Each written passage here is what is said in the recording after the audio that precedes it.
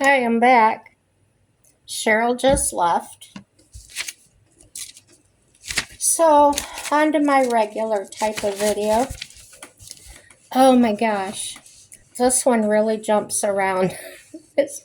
I was watching things and just jotting them down, as fast as I could. And some of it I actually did look up because the things that were being said, I was like, huh? It didn't make any sense. And you know what? It didn't. It totally went against what the actual facts are. So I forgot to number my pages, guys. So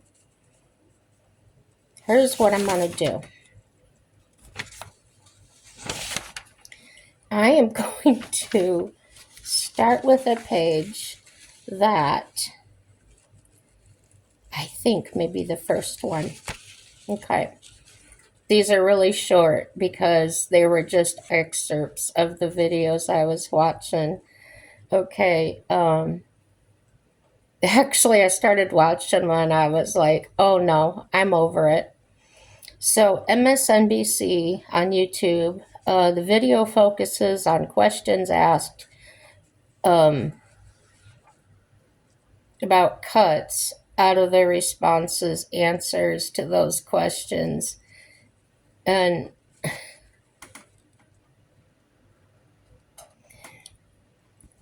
they edited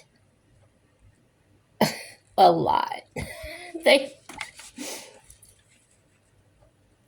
they cut out the answers, their responses to their questions. It was insane. It was like, why this, why that? Okay, and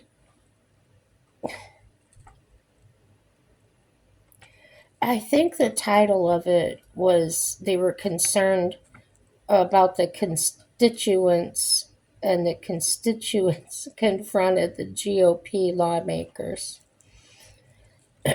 Next, CNN, Erin Burnett reacting to Russia banning her from entering the country, and reporting was legitimate. Next, Carolyn Levitt slammed the propaganda media. This was yesterday, on my birthday, 2/27. Blasts ICE raid leakers, and in fiery briefing,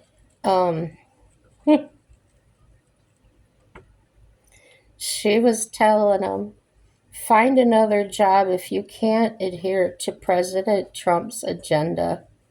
You go, girl. Okay. She was talking about, well, one of the media people asked about people being fired again. And about, I couldn't quite hear him, but I think he was asking about the 5 things or whatever, because her response was, well, I could list 5 things I did last week. So I wrote down employees list 5 things they did that week. And she says it seems like a simple task. She cut off a reporter stating, are my press releases not good enough for you? I thought that was great. And it seems like every single time I watch her speak to the media, they seem to keep asking the same questions that the questions had already been answered, okay? Are they not listening to what's going on? Are they trying to get her to say something else, accusing... so she was accusing media of bias. So it would be like in a classroom, and the person next to you asks the teacher a question and puts their hand down, they got the answer, and then you're right next to them raising your hand and asking the same question. I'm serious. Watching it, that's exactly what it was like. Okay, and then I looked at King 5 channel in Seattle, and I found that they were actually posting the actual meetings and things are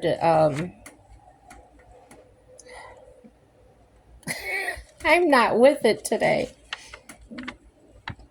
Okay, for instance,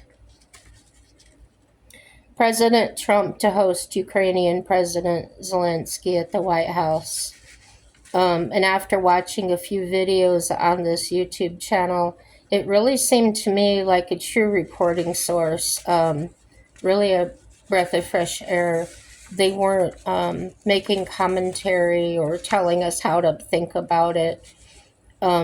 They showed another video, and this is the video that I said I really fact checked because I thought, wow, is this really a concern of theirs? Is this something that's really, are their rights really being violated? Okay.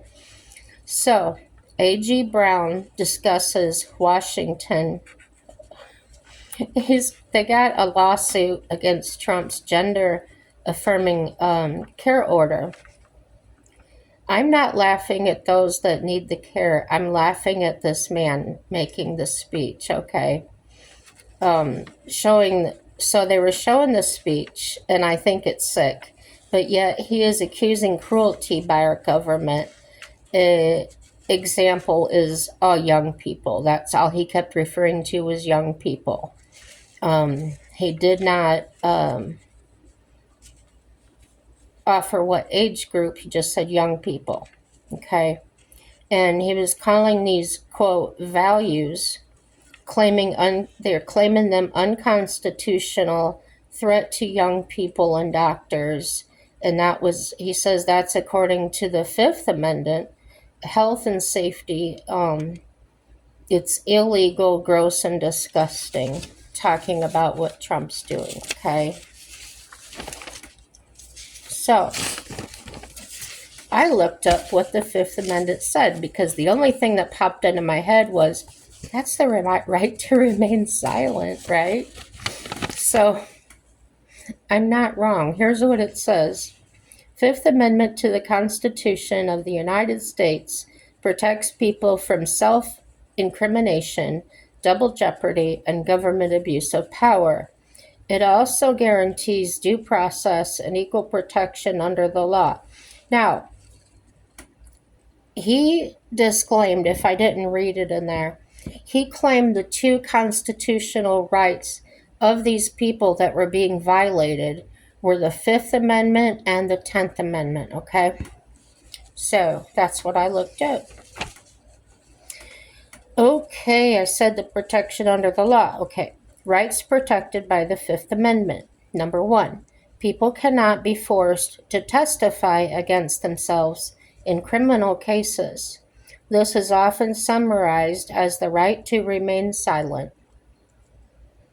I don't see as how they're being violated right there.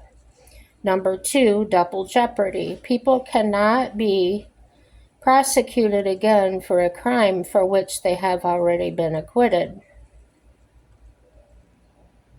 They haven't been taken into custody as far as I know. Number 3, due process. People cannot be deprived of life, liberty, or property without due process of law. Do you think their rights are violated according to the Fifth Amendment? I don't get it. Number 4, grand jury. People have access to grand jury trials. To invoke the Fifth, you can say, I'm taking the Fifth and Sixth Amendment. I will remain silent until after I speak with my attorney. That also includes the Miranda rights. The Supreme Court ruled that people in police custody must be informed of their Fifth Amendment rights before interrogation. This ruling established Miranda rights. And I went ahead and looked up the Sixth Amendment. It protects the rights of people accused of crimes, speedy trial, impartial jury, notice of accusations, confrontation with witnesses, assistance of counsel, And these rights are important because they help ensure that the accused receives a fair trial and that justice is not delayed. So, Mr. A.G. Brown, how is President Trump or his people violating their Fifth, Sixth, and 10th Amendment rights? Please explain that to the rest of us. You can't get up on a podium and throw around the word constitutional rights or the words without backing them up, okay? Or thinking you have something. You're not doing your constituents any favor, and you're certainly not going to prove your case on those. I would suggest doing your homework. I just looked for a few minutes and found these facts. Okay. So my overall of now Oregon and Minnesota have also joined this lawsuit. Again, they preach this Fifth Amendment guarantee, and it's being violated, and that just guarantees equal protection. It says equal protection guarantee.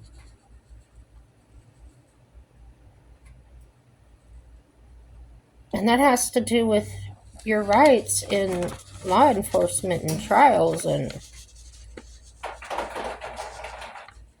Mr. Brown, please explain. The 10th Amendment regulates separation of powers, overrules Congress, role in education funding, threatens to withhold from medical institutions in Washington state. That's what he's saying that they are doing. Suing is illegal and unconstitutional. And by singling, the equal protection guarantee, going back to that, and that is by singling out youth in discrimination. That's how he said that they are being, I'm having trouble finding my words because this whole thing is so confusing to me. The 10th Amendment is by trying to regulate medical practice in Washington state. I don't think these amendments have anything to do with your case, sir. Calling the president's order hate and is disgusting. All right. I was watching, now I know I don't watch CNN, I really don't, but a video popped up and it belonged to CNN. And Caitlin Collins was interviewing Mike Johnson. He's the Republican House Speaker on Medicaid, Medicare, etc. That's what he was speaking on. And their goal of the government is to make government work for the people, okay? Now, this isn't a complete list of things he was talking about. These are the things that just stuck out to me.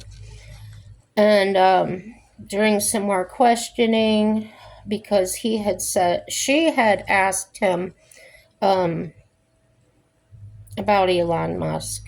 Y'all know what their accusations are. So he said Elon Musk has said that he can find close to $1 trillion in fraud, waste, and abuse. And the new revenue, the gold card. Well, she keeps interrupting him. She asks, did Elon Musk approve of the blueprint that you passed last night, did he think there were enough spending cuts in there? Oh, I see. That's when he said Elon Musk. See, I told you my notes are all screwed up. Um, I kept pausing the video and writing things down. And so I'll tell you the rest of it. Did Elon Musk approve of the blueprint? Okay. And he answers they haven't got to that yet. So she throws in there about the shutdown about March 14th. Would there be a resolution by then? It looks like Democrats want a government shutdown.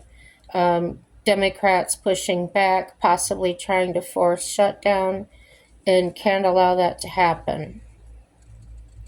They talked a lot about CR and SAID. I wanted to look those up to see what they meant because I have no clue, but I haven't got to that. My husband's in a hurry to leave, and obviously my caregiver was here. So when he was talking, he said less government is the goal and more efficiency, and that's better, returning more back to the taxpayers. And she didn't like that answer either because when I'm watching her, she's got her little smile on with her little dimples there, but her eyes tell a lot, her facial expressions, her body language. I was reading, she was not really listening to what he said. You could tell by and I told you guys, I know body language. She had that look on her face and mouth like she was just waiting for him to finish talking so she could ask her next thing. So even though he had answered it like these people do, she turns around and asks him a question that he basically answered. He didn't maybe answer everything in her question, but it was a basic answer already. But she didn't change the way she framed the question. So I thought I'd find out who he is. And he is actually James Michael Johnson. He is an American lawyer and politician serving as the 56th Speaker of the United States House of Representatives since 2023. He is in his fifth House term, having represented Louisiana 4th Congressional District since 2017. So after I watched some clips of him on CNN, and according to CNN, he blamed, quote, paid protesters that he says were funded by Democrats for showing up at GOP town halls to voice their concerns. Obviously, we don't have evidence that the Democrats did that. There was a video I watched. I don't know if I told you already that who was it? Put it down. Anyway, I think I did say it already, but the video shows the protesters asking questions, but the video, and this was MSNBC's video, they would cut and not get any answers. So they wouldn't get any answers on video. They would just cut back to where the questions are coming, but not give their responses. So in that way, I feel they're trying to mislead people. They're trying to focus on the negativity and the drama instead of letting people find out the answers and the evidence of what's truly going on. So, as I suggest to you guys all the time, please go check out the facts. Like I said, that's MSNBC's video. Go check it out. Okay. Um, Aaron Bennett or Burnett rolls the tape on Putin's track record breaking deals. The president keeps using a fictional figure. Daniel Dale fact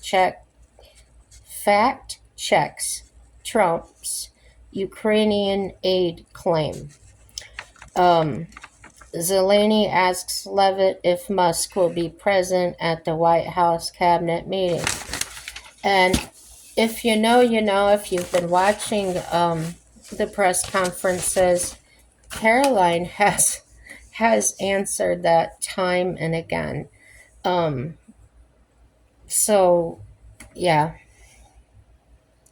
it's tough, guys. If you have any questions about all the mishmash that I just said, just leave me a comment.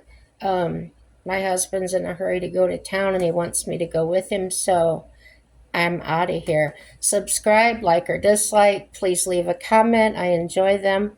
Everything's good and have a happy day. Bye bye.